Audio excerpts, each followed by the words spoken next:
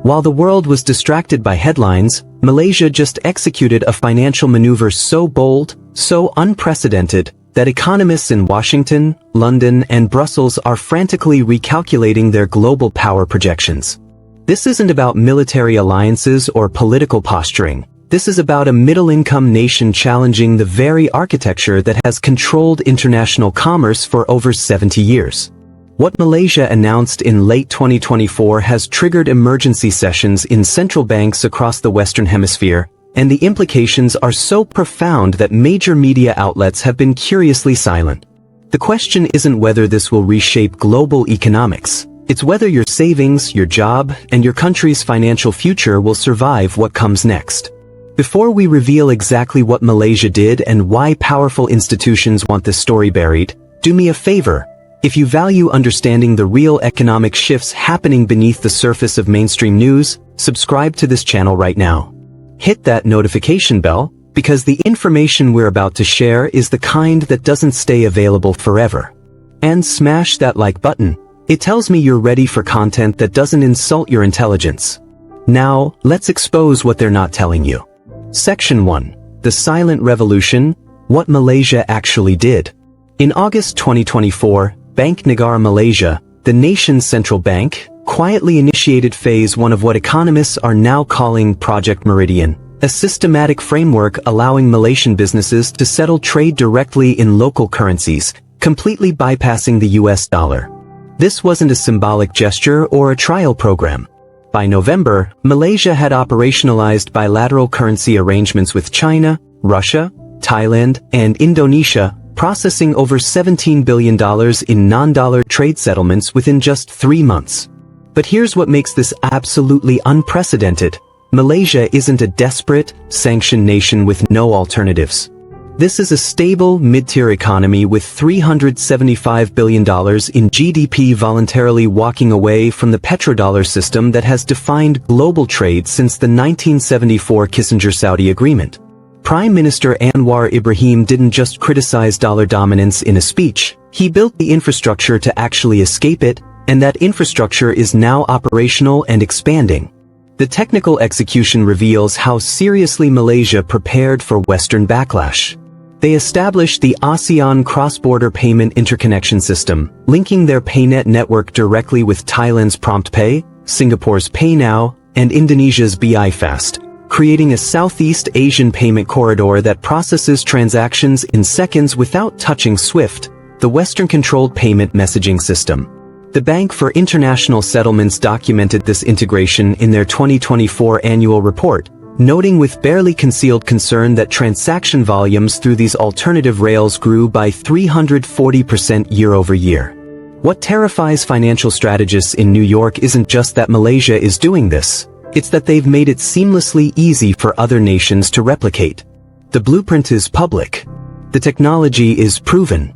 And the economic incentives are impossible to ignore when your trade partners are offering 2 to 3% cost savings by eliminating dollar conversion fees and SWIFT charges that have quietly drained trillions from developing economies over decades. Section 2. The Domino Effect. Why this keeps Western economists awake. The real panic in Washington isn't about Malaysia's $17 billion in alternative settlements. It's about the 47 other nations that sent delegations to Kuala Lumpur in the final quarter of 2024 to study their system. According to Reuters reports from December, representatives from Brazil, Saudi Arabia, Egypt, Nigeria, and even EU member Hungary attended closed-door briefings on implementing similar frameworks. The mathematical reality is brutal.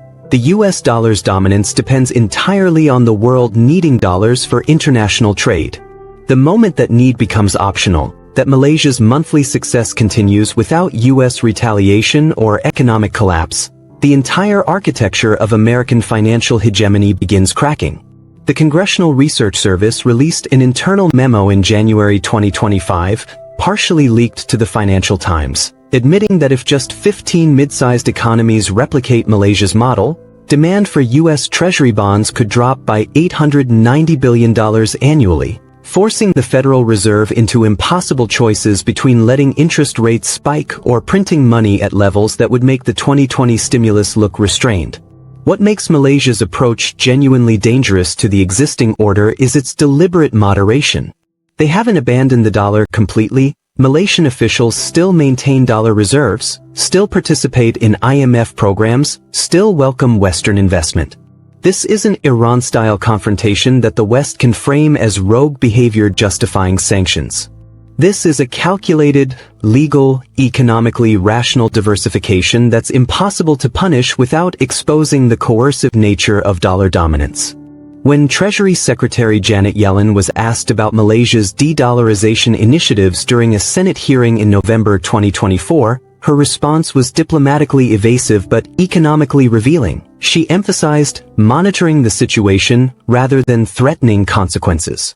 That absence of threats is itself the story. It suggests U.S. policymakers have already wargamed their response options and found them all ineffective. You cannot sanction a country for choosing to trade in its own currency with willing partners. You cannot freeze assets that never touch Western banks. And you certainly cannot maintain claims of rules-based international order while demanding nations use your currency regardless of their own economic interests. Section 3. The consequences, what this means for your economic future. For Americans and Europeans, the implications cascade in ways most haven't begun processing.